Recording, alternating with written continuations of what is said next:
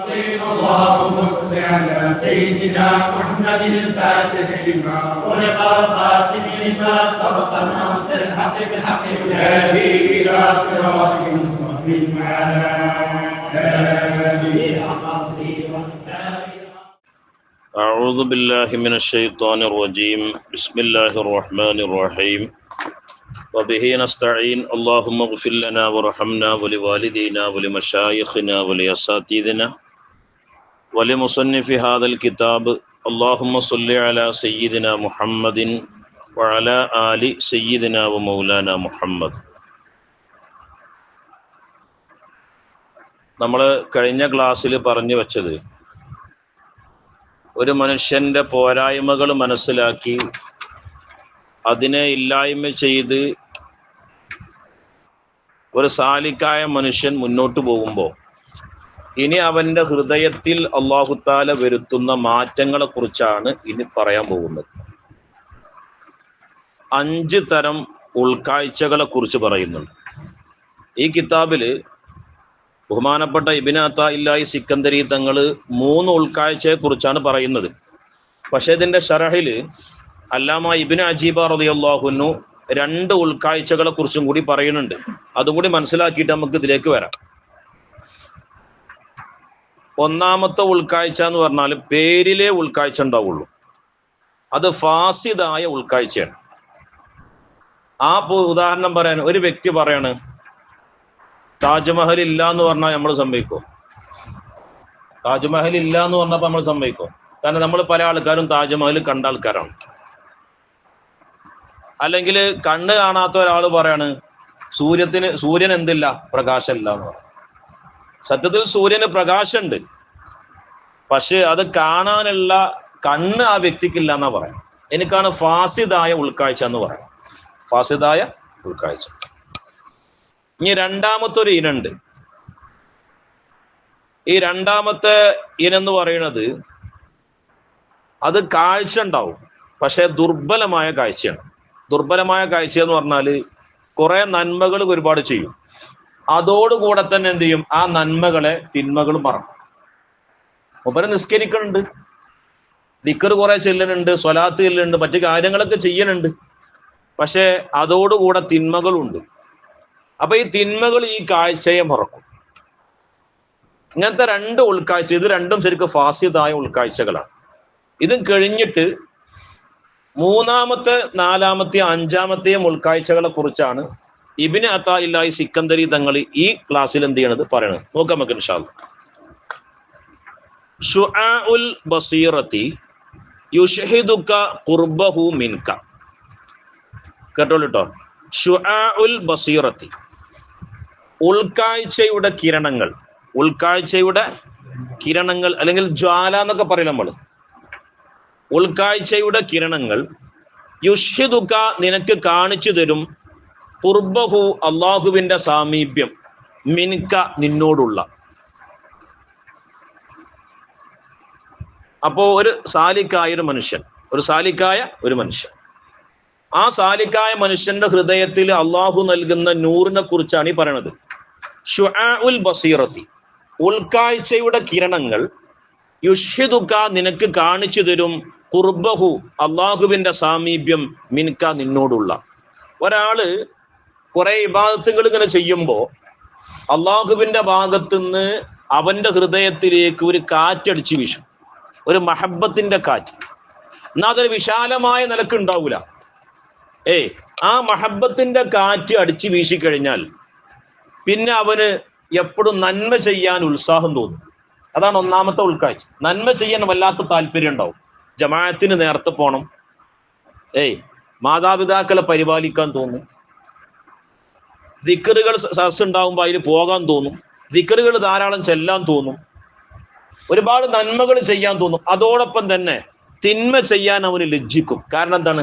അള്ളാഹുവിന്റെ ഒരു സാമീപ്യത്തിന്റെ ഒരു അംശം അവനിലേക്ക് വരുമ്പോ തിന്മ ചെയ്യാനും ലജ്ജിക്കും. ആ റബ്ബിന്റെ സുഗന്ധം എന്നിലേക്ക് വരുന്നുണ്ട്, അത് നിന്നു പോകുമോ എന്ന് ഭയപ്പെട്ടിട്ട് ഓൻ എന്ത് ചെയ്യൂല, തെറ്റുകൾ ചെയ്യൂല.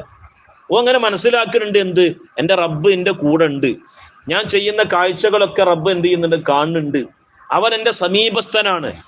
അയിനമാ കുന്തും ബഹുവ മഅക്കും, അവൻ എൻ്റെ കൂടെ ഉണ്ട് എന്നൊരു തോന്നൽ, ഒരു ഹൃദയ ബോധ്യം അവനക്ക് ഇങ്ങനെ വരും. ഇതിപ്പോ നമുക്ക് പറഞ്ഞെന്ന് വെച്ചിട്ട് ഇത് മനസ്സിലാവില്ല.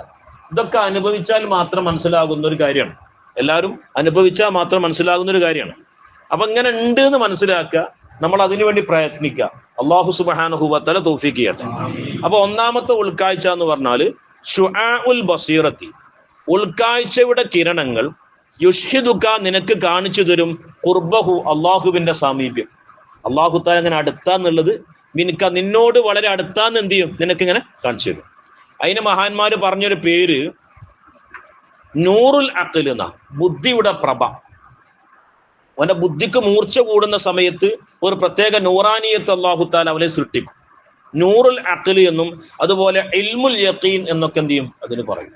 അല്ലാഹു സുബ്ഹാനഹു വ തആല ഈ ഒരവസ്ഥയിലേക്കൊക്കെ എത്താൻ നമുക്ക് തൗഫീഖ് ചെയ്യട്ടെ. എന്താ പറയുക, വിശാലമായി പറഞ്ഞാൽ അത് നീണ്ടുപോകുള്ളൂ. ഇനി രണ്ടാമത്തെ ഉൾക്കാഴ്ച നോക്കിക്കോളി. വ ഐനുൽ ബസീറത്തി, ഉൾക്കാഴ്ചയുടെ ഐന്, യുഷ്ഹിദുക നിനക്ക് കാണിച്ചു തരും, അദമക നിന്റെ അഭാവത്തിനെ, നിന്റെ അഭാവത്തിനെ, ലി വുജൂദിഹി അല്ലാഹു തആലാന്റെ അസ്തിത്വം ഉണ്ടാകുമ്പോ നിനക്ക് സ്വമേധയാൽ തോന്നും നിനക്ക് എന്തില്ല, നിനക്ക് അസ്തിത്വം ഇല്ല എന്ന് തോന്നും. ഞാൻ എൻ്റെ സാധാരണ ഭാഷയിലേക്ക് വരാം. നമ്മൾ ധാരാളം അമലുകൾ പിന്നെയും ഒരു മുറബ്ബിയായ ഷെയ്ഖുമായി ബന്ധപ്പെട്ട് ഖാസായ ദിക്റുകൾ ഇങ്ങനെ ചെല്ലുമ്പോൾ, ഖാസായ ദിക്റുകൾ ഇങ്ങനെ അതൊക്കെ ഹൃദയത്തിലേക്ക് ആത്മാവിലേക്ക് ചെല്ലുന്നതാണ്. അതിങ്ങനെ ചെല്ലുമ്പോ ആ ഒരു ഉൾക്കാഴ്ചയിൽ നമുക്ക് എന്താ ബോധ്യപ്പെടാന്നറിയോ, യുഷ്ഹിദുക നിനക്ക് കാണിച്ചു തരും, അദമക നിന്റെ അഭാവത്തിനെ, നീ ഒരു വെറും ഡമ്മിയാണെന്ന് നിനക്ക് എന്ത് ചെയ്യും, തോന്നും. നീ ഒരു വെറും ഡമ്മിയാണ് എന്ന് തോന്നും. മാത്രല്ല അള്ളാഹുവിന്റെ അസ്തിത്വം മാത്രമേ, അള്ളാഹുവിന്റെ വുജൂദിന് മാത്രമേ നിലനിൽപ്പുള്ളൂ. നമ്മളെ വുജൂദിന് നമുക്ക് എന്തില്ല, അസ്തിത്വം ഇല്ല എന്ന് പറയുന്നൊരു തോന്നലിലേക്ക് നമ്മൾ എന്ത് ചെയ്യും, എത്തും. മനസ്സിലാവുണ്ടോ? പിന്നെ അവൻ ആരോടും കളിതമാശകൾക്ക് നിൽക്കൂല, കമ്പനി അടിച്ചാൽ നിൽക്കൂല. അവനക്ക് എന്ത് മാത്രമേ അപ്പൊ ആവശ്യം വരുള്ളൂ, അള്ളാഹുവിന്റെ സാമീപ്യം മാത്രം. അള്ളാഹുമായിട്ട് എപ്പോഴും അവരെന്ത് ചെയ്യും, നേരം പോക്കാക്കിക്കൊണ്ടേയിരിക്കും. ഒരാൾ വിളിച്ച പോലും ശ്രദ്ധിക്കൂല, കാരണം ഓല ആ രസത്തിൽ ഇങ്ങനെ നിൽക്കുകയാണ്, ആ രസത്തിൽ ഇങ്ങനെ നിൽക്കുകയാണ്. നമ്മൾ തൊട്ടടുത്ത ഒരാള് അടിച്ച ആ ഒരു സുഗന്ധം നമ്മിലേക്ക് ഇങ്ങനെ അടിച്ചു വീശുമ്പോൾ നമുക്ക് വല്ലാത്തൊരു ആനന്ദം ഉണ്ടാവുമല്ലോ, വല്ലാത്തൊരു ആനന്ദം ഉണ്ടാവും. അവിടെ വിട്ടവർക്ക് പോകാൻ തോന്നൂല, അത്രമാത്രം നല്ല ഒരു സുഗന്ധം അവനിലേക്ക് വരും. അതേപോലെ തന്നെ ഈ രണ്ടാമത്തെ ഉൾക്കാഴ്ചക്കാരുണ്ടല്ലോ, അതായത് ബസീറത്തിന്റെ ഉൾക്കാഴ്ചയുടെ ഐന് എന്ന് പറഞ്ഞ സാധനം, അത് യുഷ്ഹിദുക നിനക്ക് കാണിച്ചു തരും, അദമക നിന്റെ അഭാവത്തിന്, ലി വുജൂദിഹി അള്ളാഹുവിന്റെ അസ്തിത്വം ഉണ്ടായതിന് വേണ്ടി. അപ്പൊ അമലുകൾ ഇങ്ങനെ ചെയ്യുമ്പോ അള്ളാഹു തആല മാത്രമേ ഉള്ളൂ യഥാർത്ഥത്തിലുള്ളത്, ബാക്കിയുള്ളതൊക്കെ ഡമ്മിയാണ്, ഞാൻ തന്നെ വെറും ഡമ്മിയാണ് എന്ന് അവനക്ക് എന്ത് ചെയ്യും, തോന്നും. പിന്നെ അവന് വല്ലാത്ത ഉത്സാഹത്തിലേക്കാണ്, എപ്പോഴും അള്ളാഹുമായിട്ടുള്ളതായ നേരം പോക്കില്ല. സുറൂറുൽ ഖൽബി ദിക്റുല്ലാ വ ഉൻസു നഫ്സി ഫിക്റുല്ലാ വ കൂനു ഔലിയാ അല്ലാഹ് ബിലാ ഇലാഹ ഇല്ലല്ലാഹ് എന്ന് പറഞ്ഞൊരു ബൈത്തുണ്ട്. പിന്നെ എപ്പോഴും ഓന്റെ ഫ്രണ്ട് പിന്നെ ആരാണ്, അള്ളാഹു. ഓൻ ഏത് കാര്യവും അള്ളാഹിനോട് മാത്രം സംസാരിക്കും. വല്ലാത്തൊരു ആനന്ദത്തിലും രസത്തിലും ആയിരിക്കും എന്തുണ്ടാകുക, ഓന് മുന്നോട്ട് പോവുക. ഭയങ്കര സന്തോഷത്തിന്റെ ഒരു സമയക്കാരൻ. ഏത് പ്രയാസങ്ങൾ അവനക്ക് വന്നാലും അത് എന്ത് ചെയ്യൂല, അവൻ എന്ത് ചെയ്യൂല, ഒരിക്കലും മോനെ ഒരു മുറിവേൽപ്പിക്കുകയേ ചെയ്യൂല. ഒരു നിലക്ക് മോൻ എന്ത് ചെയ്യൂല, അത് ബാധിക്കൂല. ഇനി മൂന്നാമത്തെ ഉൾക്കാഴ്ച ഉണ്ട്, ഹഖുൽ ബസീറത്ത്, ഉൾക്കാഴ്ചയുടെ പരമസത്യം, ഏറ്റവും വലിയ ഉൾക്കാഴ്ചയാണ്. അത് യുഷ്ഹിദുക നിനക്ക് കാണിച്ചു തരും, വുജൂദഹു അള്ളാഹുവിന്റെ വുജൂദ് മാത്രം, ലാ അദമക നിന്റെ അഭാവത്തിനെയും കാണിച്ചു തരൂല, വലാ വുജൂദുക നിന്റെ അസ്തിത്വത്തിനെയും എന്ത് ചെയ്യൂല. നമ്മളിലേക്ക് ശ്രദ്ധല്ല, വേറെ ഒന്നിലേക്കും ശ്രദ്ധല്ല. ലാ മൗജൂദ ഇല്ലല്ലാഹ് മഖാമാണ്. അള്ളാഹു അല്ലാത്തതൊന്നിനെയും അവൻ എന്ത് ചെയ്യൂല, കാണൂല. എവിടെ തെരഞ്ഞു നോക്കിയാലും മോൻ ആരെ മാത്രമേ കാണുള്ളൂ, അള്ളാഹിനെ മാത്രമേ കാണുള്ളൂ. ബഹുമാനപ്പെട്ട ഇബ്നു അജീബ തങ്ങൾ ഒരുപാട് ഖുർആനിക ആയത്തിന് തെളിവ് പറയുന്നുണ്ട്. കുല്ലു മൻ അലൈഹാ ഫാൻ, എല്ലാം നശിച്ചു പോകും. വയബ്ഖാ വജ്ഹു റബ്ബിക ദുൽ ജലാലി വൽ ഇക്റാം, അള്ളാഹു മാത്രം അവന്റെ ഹൃദയത്തിൽ ശേഷിക്കുന്ന ഒരവസ്ഥ വരും. വേറെ ഒന്നും അവനക്ക് നോക്കിയാൽ കാണൂല. എന്ത് മാത്രമേ കാണുള്ളൂ, അള്ളാഹിനെ മാത്രമേ കാണുള്ളൂ, വേറെ ഒന്നും അവനക്ക് കാണൂല. ഫഅയ്നമാ തുവല്ലൂ ഫസമ്മ വജ്ഹുല്ലാഹ്, എവിടേക്ക് തിരിഞ്ഞാലും എന്തിനെ കാണുള്ളൂ, അള്ളാഹുവിനെ മാത്രം. ഹുവൽ അവ്വലു വൽ ആഖിറു വല്ലാഹിറു വൽ ബാത്തിൻ. ഏതിലും ആര് മാത്രമേ ഉള്ളൂ? അല്ലാഹു തആല മാത്രമായി തോന്നുന്ന ഒരവസ്ഥ. ഇങ്ങനെ 3 കാഴ്ചകളെ കുറിച്ചാണ് ബഹുമാനപ്പെട്ട ഇബ്നു അത്താഇല്ലാഹി സിക്കന്ദരി റളിയല്ലാഹു അൻഹു എന്ത് ചെയ്യണത്, പറഞ്ഞു തരുന്നത്. ഇതൊക്കെ ഓരോ ഫനാഇന്റെ മർത്തബകളാണ്. എന്ന് പറഞ്ഞാൽ ഒരു മുറബ്ബിയായ ഷെയ്ഖുമായി ഒരു മുരീദ് ബന്ധപ്പെട്ടിട്ട് ആ ദിക്ർ അവൻ ഏറ്റെടുത്തതിന് ശേഷം ആ മുറബ്ബിയായ ഷെയ്ഖ് പറഞ്ഞ പ്രകാരം മുറപ്രകാരം അവന്റെ ദിക്റുകൾ ഇങ്ങനെ ചൊല്ലി അതുപോലെ തന്നെ ഹറാമായ കാര്യങ്ങൾ ഇങ്ങനെ ഒഴിവാക്കുമ്പോൾ ഒരു ഘട്ടം ഘട്ടമായിട്ട് വരുന്ന ഉൾക്കാഴ്ചകളെ കുറിച്ചാണ് നമ്മൾ എന്ത് ചെയ്യണത്, പറഞ്ഞു തരുന്നത്. ആദ്യം അവർക്ക് എന്ത് മാത്രമേ ഉള്ളൂ? ഒരു സുഗന്ധവും ഒരു കാറ്റും മാത്രമേ അള്ളാഹുവിന്റെ ഭാഗത്തു നിന്ന് ഉണ്ടാവുള്ളൂ. ആദ്യത്തെ ഉൾക്കാഴ്ച അങ്ങനെയാണ്. രണ്ടാമത്തെ ഉൾക്കാഴ്ചക്ക് ഒന്നുകൂടിയും ശക്തി കൂടും. അപ്പോ അവന്റെ അടുത്ത് തന്നെ ഉണ്ട് എന്ന് അവനക്ക് വല്ലാതെ ബോധ്യപ്പെടും. പിന്നെ അവനക്ക് വേറൊന്നിന്റെ ആവശ്യമില്ല, അള്ളാഹു താലാനെ മാത്രം ഇക്കാര്യം അവനക്ക് ആവശ്യം ഉണ്ടാകും. വേറൊന്നിലേക്കും അവനെ ശ്രദ്ധ പോകൂല. മൂന്നാമത്തെ കാഴ്ച എന്ന് പറഞ്ഞാല് ഓന്റെ കാഴ്ച മൊത്തം പിന്നെ ആരെ മാത്രമാണ്? അള്ളാനെ മാത്രമാണ്. വേറൊന്നിനും അവൻ എന്ത് ചെയ്യൂല, കാണില്ല. മനസ്സിലാവുണ്ടോ? ഇതൊക്കെ സ്വാലിഹീങ്ങളാകുന്ന ആളുകൾക്ക് അള്ളാഹു സുബ്ഹാനഹു വ തആല പ്രത്യേകമായി കൊടുക്കുന്ന ചില അവസ്ഥകളാണ്. മനസ്സിലാവുണ്ടോ? ഇനി ശ്രദ്ധിക്കേണ്ട ഒരു കാര്യം പറഞ്ഞാലേ ഈ മൂന്നാമത്തെ കാഴ്ച എന്ന് പറഞ്ഞാൽ കാമിലായ വലിയ ഉന്നതരായ ആളുകൾക്ക് മാത്രമേ അള്ളാഹു തആല ഈ ഒരവസ്ഥ കൊടുക്കുള്ളൂ. ഒന്നാമത്തെ അവസ്ഥക്ക് പേര് ഇൽമുൽ യഖീൻ എന്നാണ്, ആദ്യത്തെ കാഴ്ചക്ക്. രണ്ടാമത്തെ കാഴ്ചക്ക് പേര് ഐനുൽ യഖീൻ എന്നാണ്. മൂന്നാമത്തെ കാഴ്ചന്റെ പേരാണ് ഹഖുൽ യഖീൻ. ഈമാനിന്റെയും മുകളിൽ ഒരു മർത്തബുണ്ട്, ഈമാനിന്റെയും മുകളിൽ. അതിനേക്കാണ് ഈഖാന് എന്ന് പറയാം. ഈമാൻ എന്ന് പറഞ്ഞാല് എല്ലാം ഹൃദയം കൊണ്ട് ബോധ്യപ്പെടുന്ന ഒരവസ്ഥക്കാണ് ഈമാൻ എന്ന് പറയാം. ഈഖാന് എന്ന് പറഞ്ഞാൽ അത് കൺകൊണ്ട് കാണുന്ന ഒരവസ്ഥക്കാണ് എന്ത് പറയാ, ഈഖാൻ എന്ന് പറയാം. ഇവിടെ കൂടിയ എല്ലാ ആളുകളും ഞാൻ അടക്കമുള്ള ആളുകൾ മനസ്സിലാക്കേണ്ട ഒരു കാര്യം എന്ന് പറഞ്ഞാല് നമ്മളുടെ പോരായ്മകൾ കൊണ്ടാണ് പല കാഴ്ചകളും നമ്മെ തൊട്ട് മറയുന്നത്. നമ്മളിൽ ഉള്ളിലുള്ള ചില പോരായ്മകൾ ഉണ്ടല്ലോ, അതുകൊണ്ടാണ് പല കാഴ്ചകളും നമ്മളെ തൊട്ട് എന്ത് ചെയ്യണത്, മറയണത്. ആ പോരായ്മകൾ നമ്മളോട് നീക്കിയാൽ മതി. ഞാൻ എപ്പോഴും പറയുന്നത് പോലെ ഏത് കുടുംബത്തിൽ ജനിച്ച ആളാണെങ്കിലും ആരാണെങ്കിലും ആർക്കും എന്ത് ചെയ്യാൻ കഴിയും, അത് മാറ്റാൻ കഴിയും. പക്ഷെ നല്ലോണം അധ്വാനിക്കണം. അധ്വാനിക്കണ സമയത്താണ് നമുക്ക് അതിന്റെ രസം നമ്മിലേക്ക് എന്ത് വരുള്ളൂ. ഇപ്പൊ നമുക്ക് ഒരാളോട് ഇത് പറഞ്ഞാൽ മനസ്സിലാവൂല. ഇപ്പൊ പരിശുദ്ധ ഖുർആൻ എന്ന് പറയുന്ന ഒരു സാധനമുണ്ട്. ലോകത്തിലെ ഏറ്റവും വലിയ മഹാത്ഭുതമാണല്ലോ പരിശുദ്ധ ഖുർആൻ. ആ ഖുർആൻ ചിലപ്പോ ചില ആളുകൾക്ക് അത് കാണുന്നതന്നെ ഈറയിക്കാം. ഞാൻ തമാശാറല്ല, കാണുന്നതന്നെ ഈറയെന്ന് പറഞ്ഞാല് അതിനിപ്പോ തുറക്കാന്ന് പറഞ്ഞാൽ വലിയ അടങ്ങാറാണ്. ചില ആളുകൾക്ക് പേതാലിപ്പോ ഖുർആന് ഖബർ ചെന്ന ചോദിക്കോലങ്ങളെ ഇമാം ആരാണെന്ന്. അപ്പൊ ഖുർആനാന്ന് പറയണമെങ്കിൽ എന്തെങ്കിലുമൊക്കെ ഒരു ബന്ധം മൂപ്പരുമായിട്ട് വേണമെന്നുള്ളതിന് ഒരു 2 പേജ് എടുത്ത് ഓടും. അപ്പത്തിന് ഓനക്ക് മടിയൊക്കെ പിടിച്ച് ഒന്ന് മതിയെന്ന് ശൈത്താൻ ബാക്കെന്നൊക്കെ തോണ്ടി ഓനവിടെ വെക്കും അല്ലെ. വേറെ ചില ആൾക്കാരുണ്ട് പേടി, ഹൗഫ്, ഹൃദയത്തിലൊരു പേടി ഉണ്ടാവും. ഖുർആൻ ഓതിയില്ലെങ്കിൽ റബ്ബേ സമയം കുറെ വേസ്റ്റായി പോയി. അങ്ങനെ പേടി കൊണ്ട് 1 ജുസുവും 2 ജുസും ഒക്കെ. മനസ്സിലാണ്ടോ? എന്നാൽ വേറെ ചില ആളുകളുണ്ട് അവർക്ക് എത്ര ഓതിയാലും പൂതി മാറൂല. അതിനെന്താ കാരണം എന്നറിയോ? ഒരു വ്യക്തിനെ നമ്മൾ വല്ലാതെ സ്നേഹിക്കുമ്പോൾ ആ വ്യക്തി തിരിച്ചിങ്ങോട്ട് സ്നേഹിക്കും. ലോകത്തിലെ ഏറ്റവും വലിയ അത്ഭുതമാണ് പരിശുദ്ധ ഖുർആൻ. ആ ഖുർആൻ നമ്മൾ എങ്ങോട്ട് സ്നേഹിക്കാൻ തുടങ്ങും. ഈ ഖുർആൻ എന്ന സാധനം എന്താണ്? അള്ളാന്റെ അസലിയായ കലാമ, അള്ളാന്റെ കലാമാണ്.